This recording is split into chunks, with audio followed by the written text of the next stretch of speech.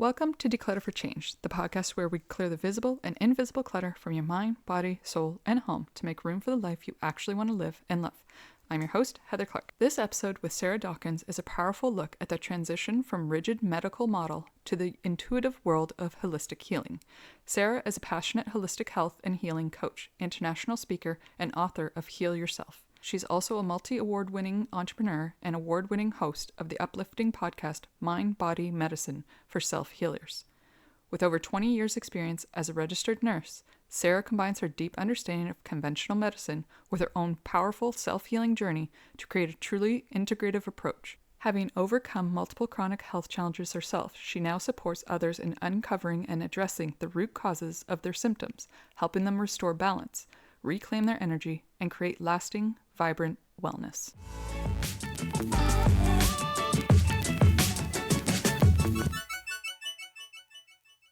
Hello, Sarah. How are you doing today? I'm great, Heather. Thank you very much. How are you? I am doing fantastic. Not so good this morning because, as a recording, it's, right after Easter and it snowed pretty hard today. And I'm done with snow in Canada. Yes. Gosh.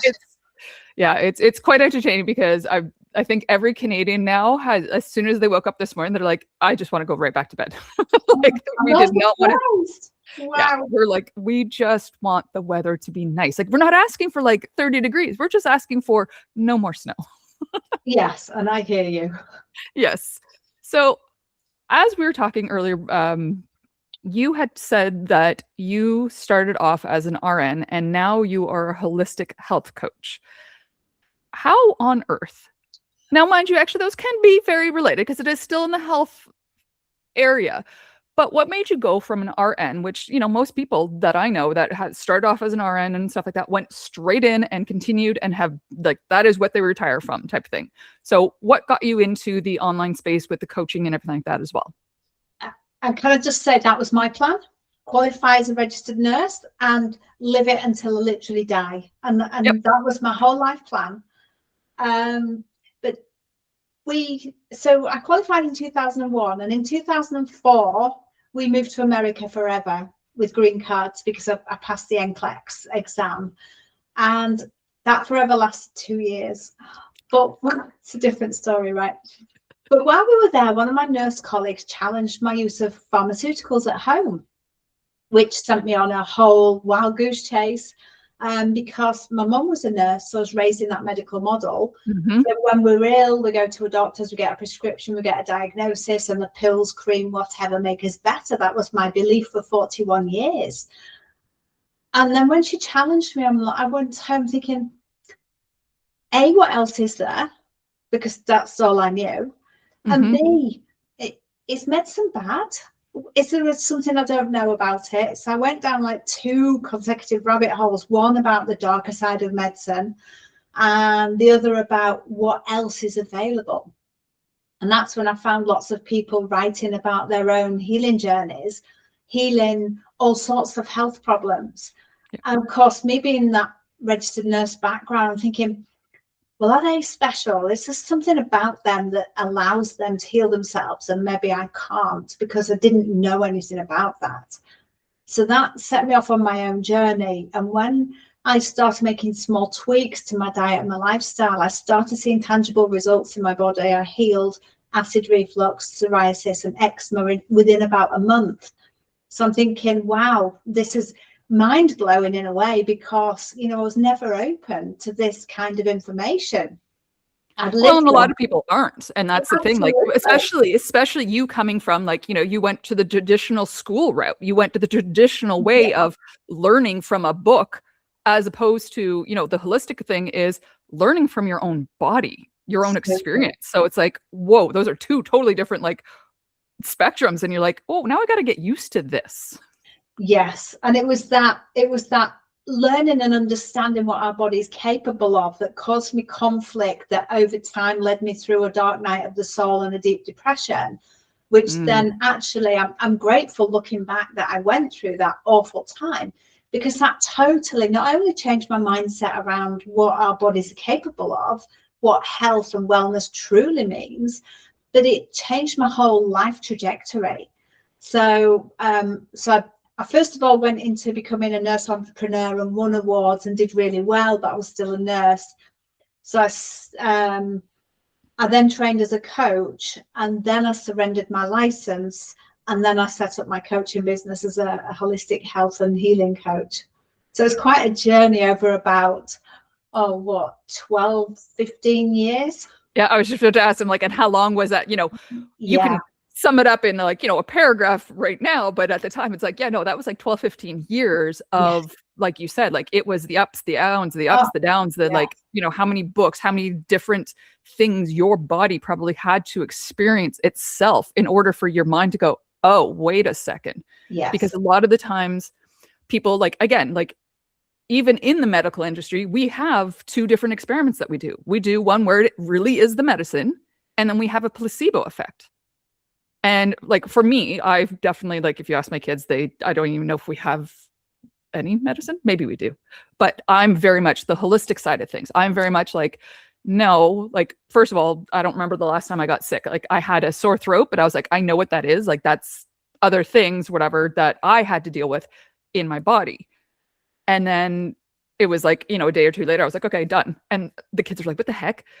But they see their father, who is always sick constantly. Like I was like, he's got a cold again. Like he's sick again. But for me, I always know that there's a holistic side to it. There's more than just the physical symptoms, because I know it's our body telling us, okay, something, energy, whatever is stuck here. What are you going to do about it? And if you don't do anything about it, guess what's going to happen? You're just going to get more sick and sick and sick. Absolutely. And of course, that was all new to me, totally mind blowing. It's like, why was I never taught this, either at home or in school or in nursing school? None of it was taught. Yeah, well, because not many people are taught. Like even I had to do it on my own, because for me, it was like when I did do the traditional, like, medicine or whatever, like let's even just say like birth control type thing or whatever, anything like that, I literally could not. I would have a reaction to it. And my body was like, what? Like I was like, okay, what's going on? Is it me? Is it like what actually is it? And then here to obviously do my research on a lot of things, especially like, birth control or anything like that, or like the actual medicines that people get for certain symptoms. Literally, like my body would reject it like nobody's business. And so when I was like, okay, well, if I can't go down the medicine, way, I have to learn what works for me. And of course, giving birth to my own children, I didn't even have medicine then. So like, now mind you, at the one time I was like, yeah, I want it. And then the doctor's like, yeah, it's too late. He's coming. So, so I didn't even get it then, but it's learning, what is your body saying to those things? So when you're going from the RN to the, like, the holistic side of coaching and stuff, did you find yourself backtracking and kind of going, whoa, no, this is holistic, like ever going back to your like teachings and your schooling? In what way? Like, did you ever find your first initial, like when you're telling somebody, coaching somebody or whatever, do you ever find yourself like going, oh, this is what we did? And you're like, wait, this is what we did in RN. No. Okay. No, never, because I've made such a leap forward in mindset, because it literally blew my mind to find out all this information about how powerful our minds and bodies are. When I'm working with clients, like I say, in the medical model, they would do this, they would give you that, they would do this. Okay, so you do still give like to the medical model. Hey. Yes, but in my model, we're going to look down this pathway. Now, what do you find? Because I know a lot of people, again, it's the mind to body, like realizing like your body is a lot is stronger than we give it credit for, because we think, again, we trust the doctors, we trust those who have gone to school, we trust the medicine that they give us. But then when you really, as you looked in the darker side of things, you realize how dark it can be with the pharmaceuticals, with all that stuff. Have you found any of your clients where they're still like, oh, but I want the medicine. Oh, but I think this is good. Oh, or yeah. And how does that change over time with them? That obviously, if they still are your clients and stuff, they go down the holistic way and realize, oh wait, no, that's much better. So there's two mindsets. There's those that still believe they need the medicine, but want the holistic as well. Okay. But always fall back to the medicine. Now, does that actually work though? Because yeah, I was about to say, like, when you want the holistic, but then you're like, oh, but I'm going to go do the medicine, you've kind of almost stopped the holistic side of it from continuing. Yeah, but their beliefs dictate that they need to see a doctor and they need to take the medicine. Gotcha. So if that's their beliefs, me trying to support them to come off those medicines is not going to work, because they believe, like I did for 41 years, that I need a doctor and medicine, creams, pills, investigations, or anything. And then there's those who are maybe on medicines or need to take medicines and either want to come off or don't want to start. They are more open-minded and able to look at alternatives. So like today, I was talking to a friend who's taking an injection, I think it's monthly, for osteoporosis. And she didn't realize that the drug stopped her bone from absorbing the dead bits in the middle. So a bone scan makes it look denser. But it's not actually because the bone's dead in the middle, it's just not being reabsorbed. Wow. And that, because we live in Spain, obviously we get a lot, we do have a lot of sunshine. And she was having to put sunblock on because the medicine makes her react to the sun and be very sensitive to the sun. Oh yeah, like, and that's the other thing too that I found is the side effects of a lot of the typical medicines. Massive. If there was like, when you read that like thing of whatever it is, and there's like that 0.01% chance that somebody's gonna get something, that's me. Like that was me 100%. Like my body was just so sensitive. Now, mind you, as I've known for who I am, like I'm a Virgo sun, like big thing on me is my health and fitness and my body and keeping it healthy from the inside out, from the outside in. And when I don't do that and I go to the medical side of things and use the medicine, my body goes, yeah, we don't like this. And we're going to show you the worst case scenario. And I'm like, oh, great. That's lovely. And the thing is, you know, these rare side effects, if you like, if you're the one that these rare side effects happen to, you're the 100%. Yeah. You know, it's not rare because it's happened to you. You just, and people will say, well, you're just unlucky. I wouldn't put it as lucky, but yes. Yeah. But yeah, so when it comes to somebody that is very open, that is trying to get off the typical pharmaceutical medicines and trying to find a more holistic alternative to, let's say, I know, like I had a cousin who was on 20 different things when we were younger. Like I'm talking, oh yeah, it was crazy. Like she was allergic to everything. Like it supposedly. Is that actually what happened? I don't know. We don't speak anymore. We haven't spoken in like 20 some odd years. But for me, it was always like, why do you need that when you can get that from there? Like, have you noticed that those who are open to it actually find quicker ways of healing whatever it is through the holistic part versus the actual traditional medicine? I find not a lot. I find some people want to replace the pharmaceutical with a supplement or a herb or a tincture. So they're replacing one thing with another, whereas a lot of our health problems have an emotional underpinning. Mm-hmm. And when we dip into that emotional underpinning, we don't need that supplement, herb, tincture, whatever, procedure, process, protocol. And just thinking of your friend, going back to my book, Heal Yourself, I have 2 people in it who've healed sensitivities and allergies. And there was definitely an emotional underpinning. Yeah. Well, and that's it. Like as I grew up and as I got more into the holistic side of things, but also knowing that, you know, I've got my whole pillars is the mind, body, soul, and home. Like those are all connected.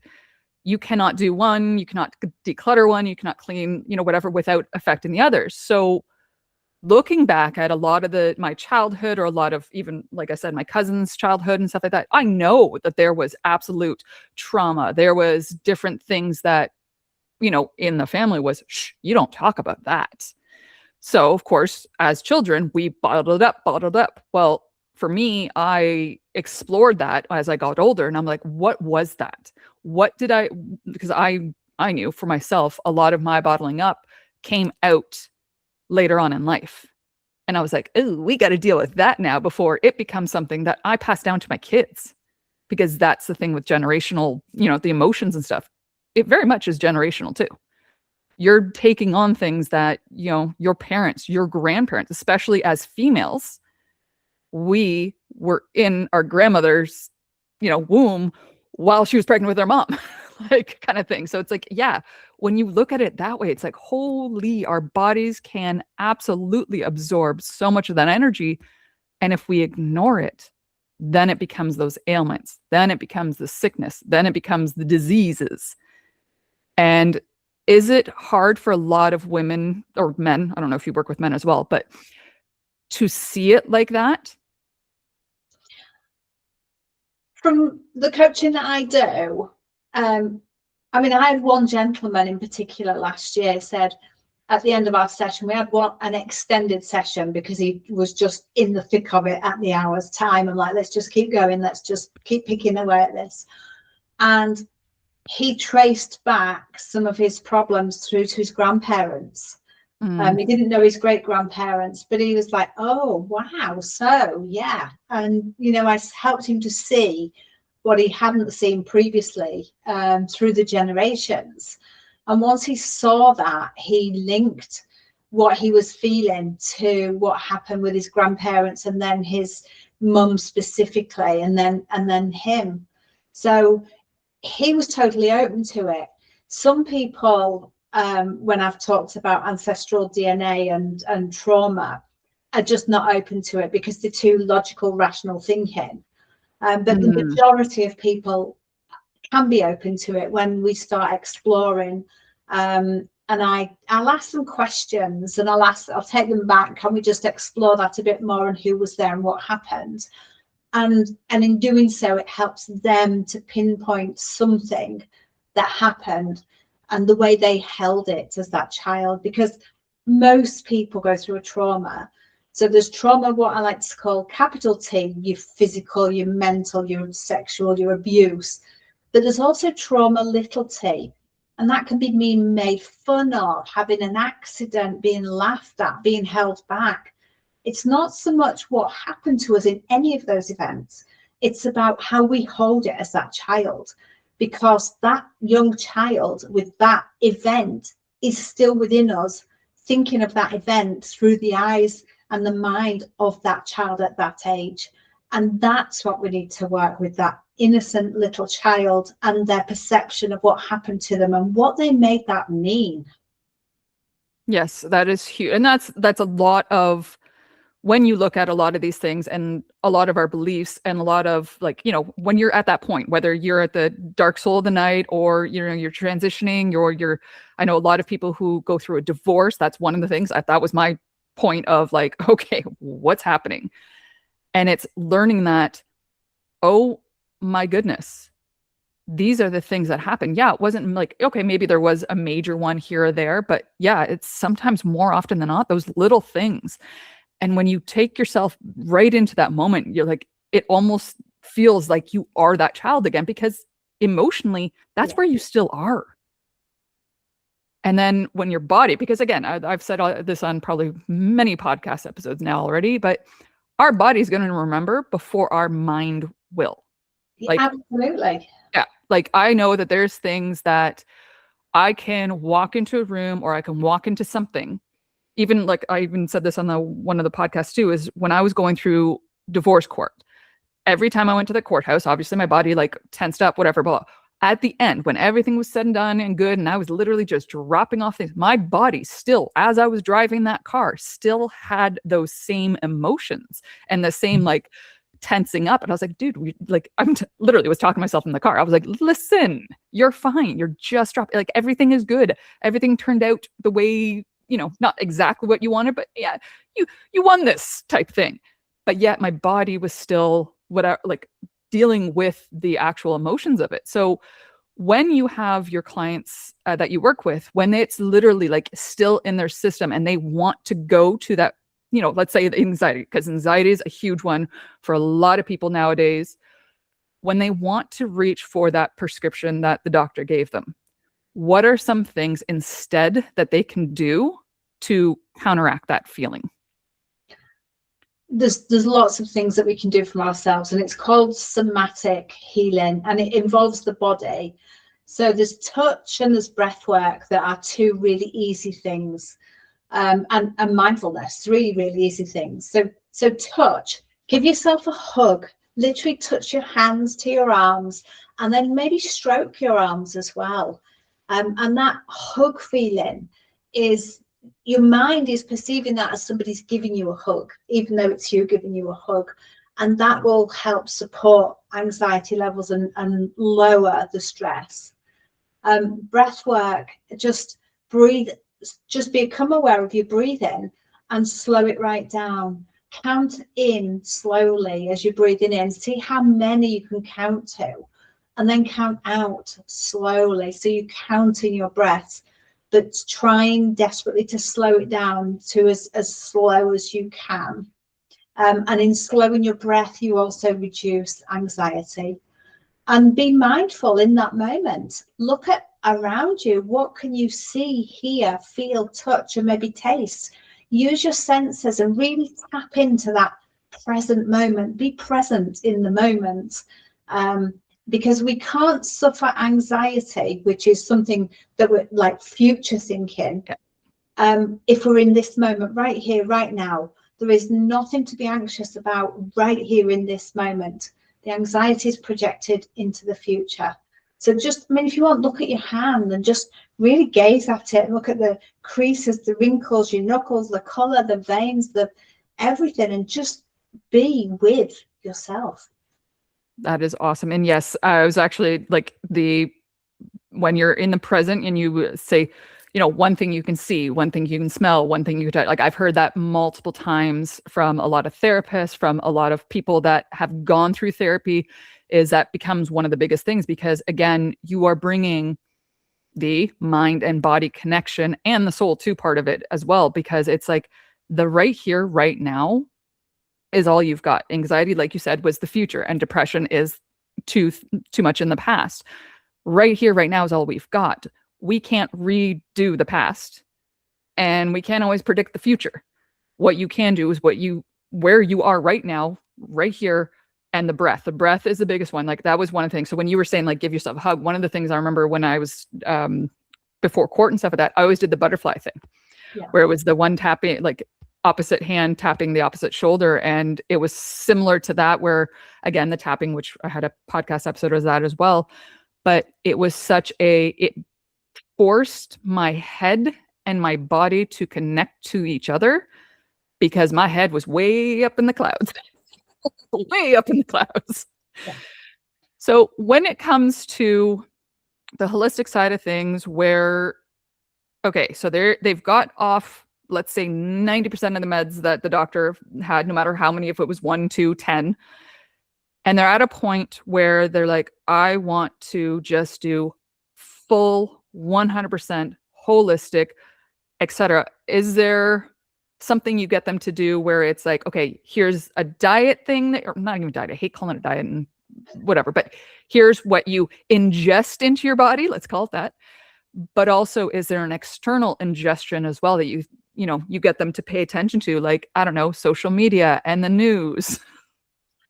I get them to pay attention to their environment, and I include the social media and the news in that, and what's going on in their lives, because it's not always the food that you eat. It can be the environment that you're in. If there's people that you're friendly with that really suck the energy out of you, you need to put them at arm's length.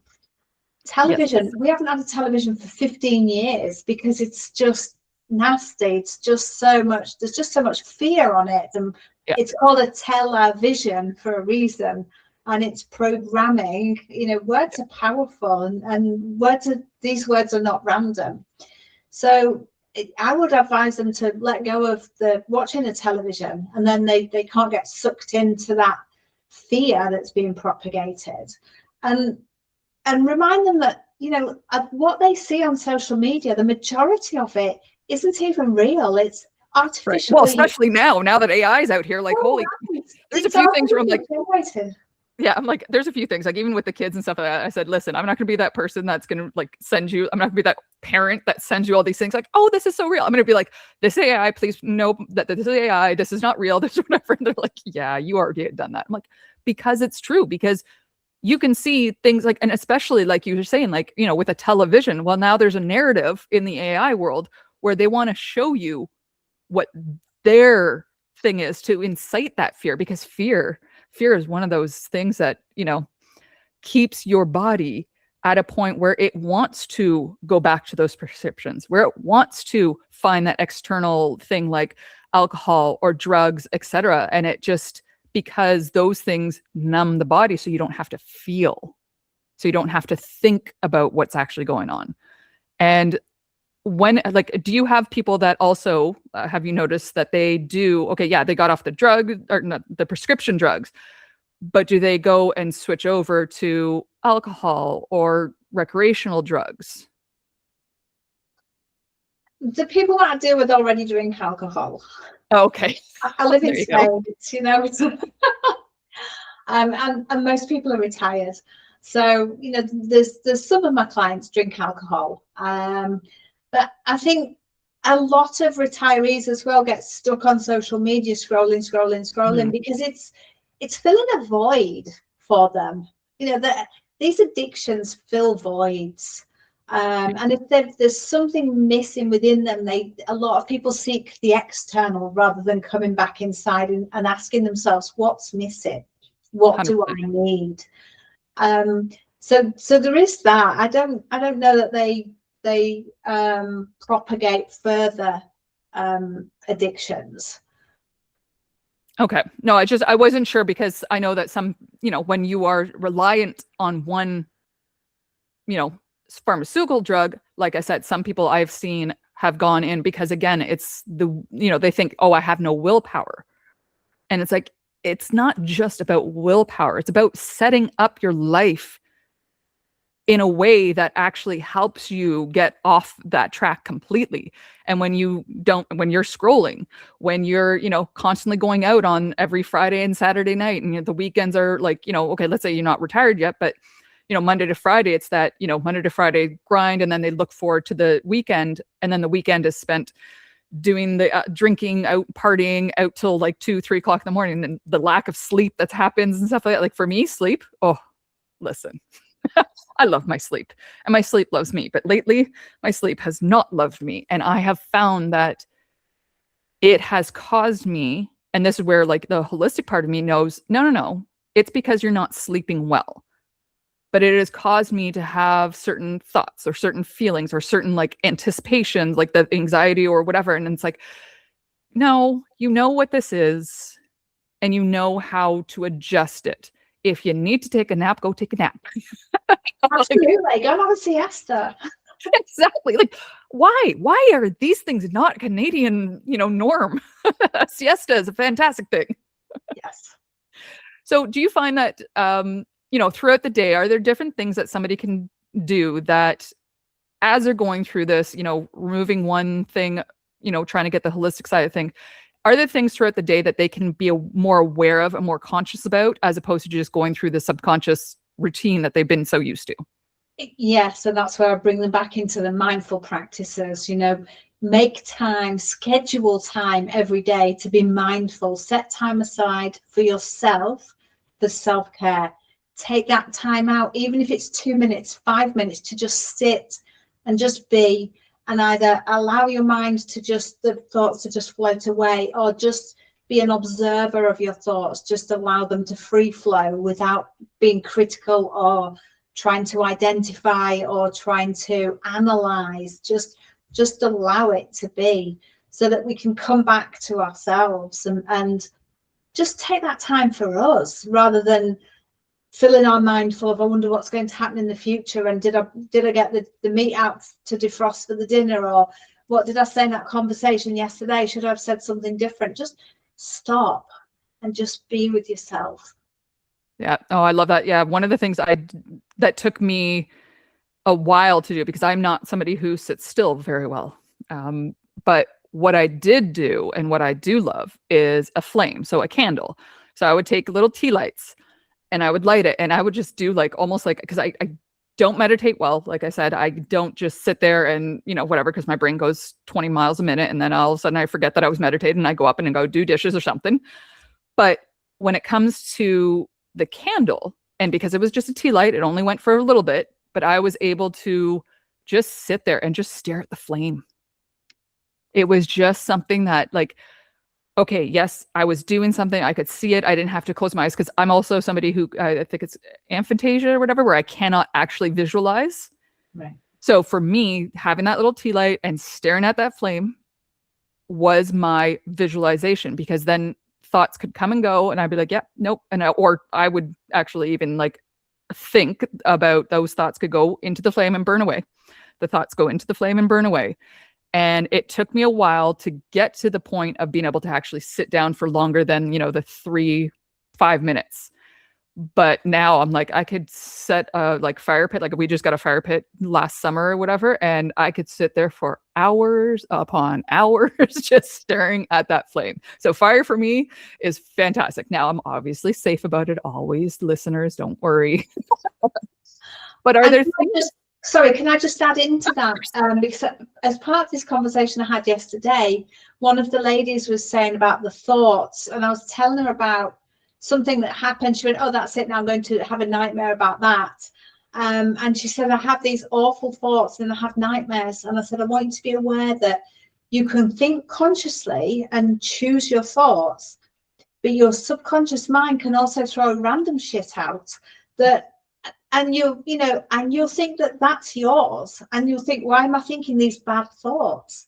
But actually it's your subconscious just throwing this stuff out. So it's 100%. Not all conscious.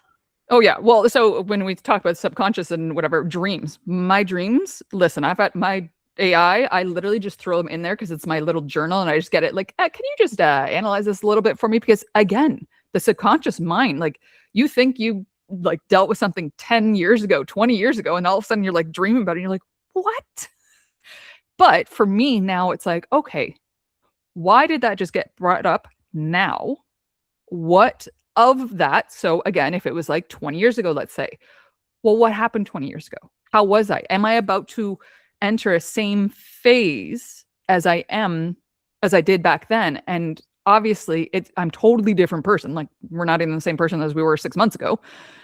I'm a totally different person. So how do I handle it today, knowing what I know today, so that I can move forward faster or different or whatever than I did back then?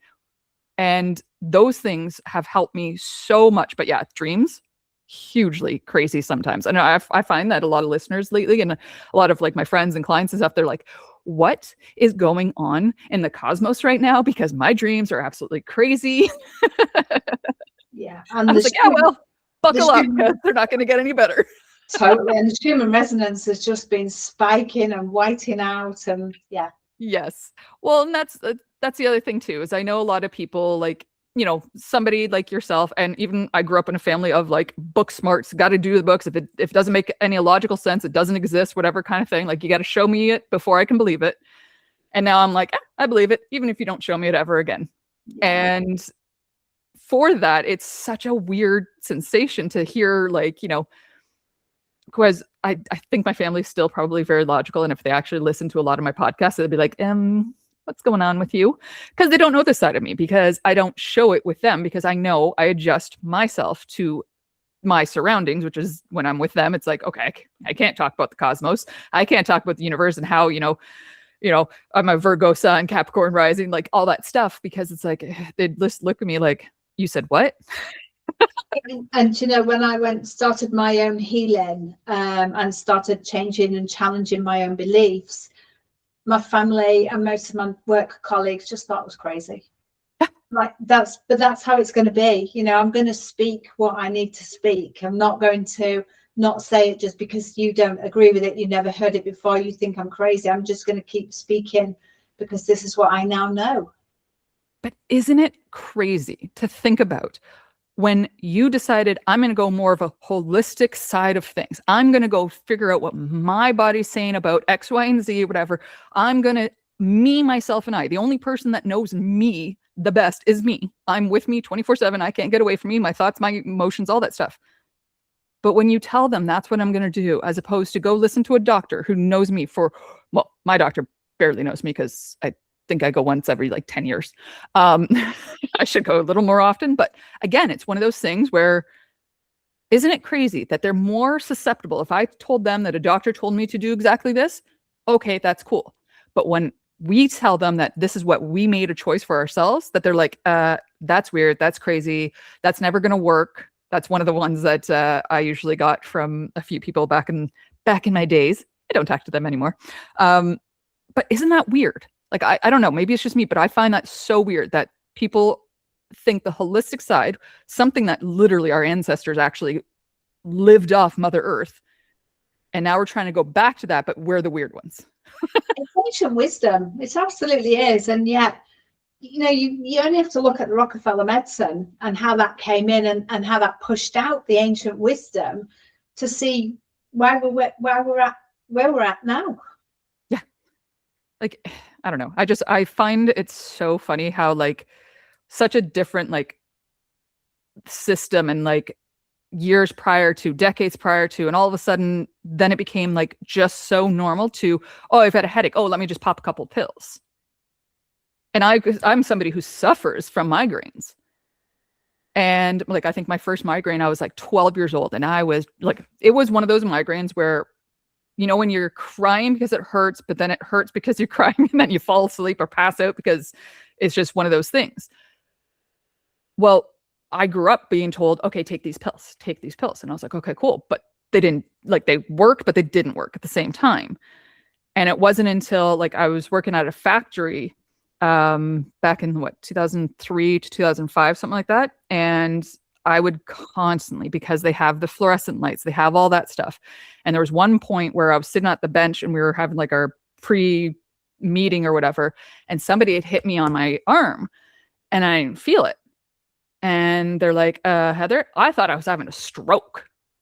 And so, of course, they had to call the ambulance because I was at work and stuff like that. And they ended up giving me whatever they gave me. I forget what it was. But when I went to the doctors afterwards, she's like, yeah, you were about to have one of your strongest, if not the worst migraine you could have possibly had.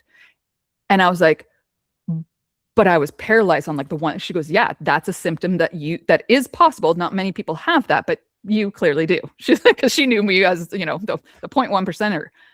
So it wasn't until after that moment that I was like, no, what is actually causing these migraines? Yes, it's the lighting. Yes, it's the loud things. But what am I doing otherwise that is causing us to a point where I literally went numb on one of my sides and I had to get an ambulance called for me at work.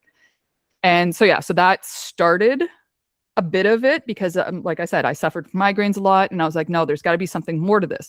Now, I don't even remember the last time. I think it was last summer. And my first instinct was to put my feet in hot water and put cold press on the back of my neck, and it disappeared. So like, I don't even remember the last time I had to pop a pill for a migraine. And yeah, and there's people that literally they're like, oh, here's a pill. Oh, it's the easy way out. Here's a pill. As opposed to going to the underlining. Like, what do you find is the resistance for people wanting to actually go see what the underlining reason is? Some of my clients have told me that they're frightened what they're going to uncover once they start lifting that lid. They're frightened what's going to come out.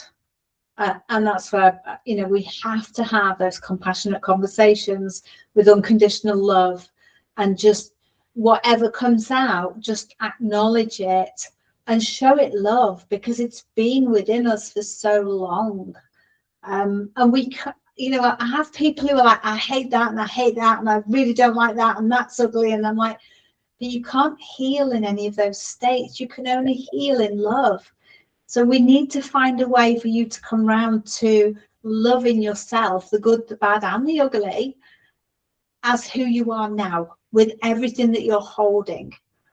And then once we can get to that state, it's easier then to check in with what's going on, because as you've rightly said, we can't change the past. Yeah.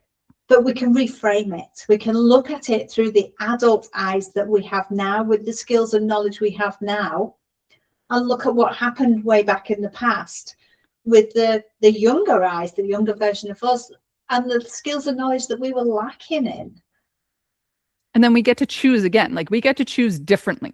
Yes. Yes. Because again, like you said, like, okay, yeah, when we were younger, we didn't have the knowledge we have now. We didn't have the skill set that we have now, the life experience we have now. So therefore, now that I do have all those things, I get to choose again. And that path can be totally different than what it was. Yes. And reframe it. Yep. Huge.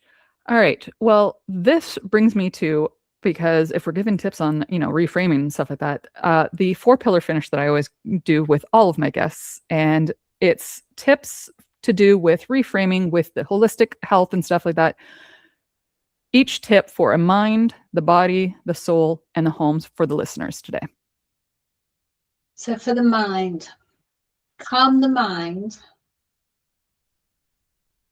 with any of the somatic therapies that I've said, because the mind is racing because it's either going into the past or into the future. It's not in the now. So bring yourself into the now by therapeutic touch. Give yourself that hug, do some deep breathing, look around you. What can you see, hear, feel, touch? And all of that will bring your mind back into this moment and stop it racing into the future. The body. I love movement. Some people call it exercise, but movement works because we don't have to exercise per se in a gym. We can just move the body. Whether you just get up from the chair and walk around the house, walk around the garden, go for a walk outside. Movement is just getting up from being in a still position. And when we move our body, we move our energy. And the body needs to move. And we've become so sedentary in this modern life. We sit in front of the TV, we sit in front of our computer, we sit on a chair with a phone in our hand scrolling. So for the body, move your body in whatever way feels good to you. Even if it means a kitchen dance, because we do that in this household. Take a vacuum and dance around the house with it, or anything, whatever you need to do, but move your body. Make it fun, make it silly, because laughter is wonderful for the soul. Yes. So coming on to the soul laughter, a lot of times we feel a low mood or depression because our soul is not being nourished. And it's our soul's way of crying out and say, I need something different. So put a comedy on the TV if you've got one and laugh. Have a talk to a friend. Do something that nourishes your soul, whatever that is. And if you don't know what it is, write a list of all the things that you'd really like to try and do and start ticking them off. Do them one by one by one. Some you'll go, wow, I'm really good at that, or really enjoyed that. And others you'll go, never want to do that again. It's like, if I never have to repeat this thing again, I am good. Yeah, so whatever that is, nourish your soul. And your home is your castle. So, you can move your furniture around, which moves the energy in that room. And you can go through your whole house and move every room's furniture around. I've been guilty of that, actually. And my kids have got the bug. My son has been renovating his room multiple times in the past few years. So I'm like, yep, brilliant. I know something's happening. Yeah, put some plants in, add some plants, add some colour, put some throws over sofas and over beds, buy some new cushion covers, make some cushion covers, nourish your soul, try using a sewing machine, try hand sewing and make some cushion covers. But just add in something or declutter and take lots of things out. I had a massive purge last year. I went through the whole house and literally gave bags and bags and bags of stuff to the charity shop because clearing out, as we clear our home, we clear our mind. The two are linked. So clear out all the stuff that you don't use, give it away to friends, to charity. Don't just throw it in the bin unless it really needs to go in the bin. But unless it really needed to go in that bin. Yeah, yes. Yeah. But I'm big into recycling. Give it to charity. Give it to a friend. Donate it to somebody, a neighbour, whatever. But just do whatever you need to do in your home. Add colour. Take something away. Clean it up. I absolutely approve of that message for sure. Thank you. So, Sarah, before we actually let you go, is there one thing that, you know what, you're like, in this podcast, I want to make sure that the listeners hear it's a quote, it's one last tip, it's one thing that you're like, before we go, I need them to know this.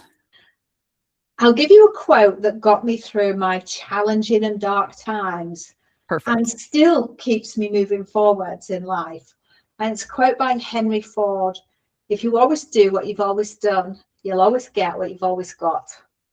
And during my dark times, that helped me to step out of my comfort zone. And now it helps keep me moving forwards, because, you know, we can get stuck where we are.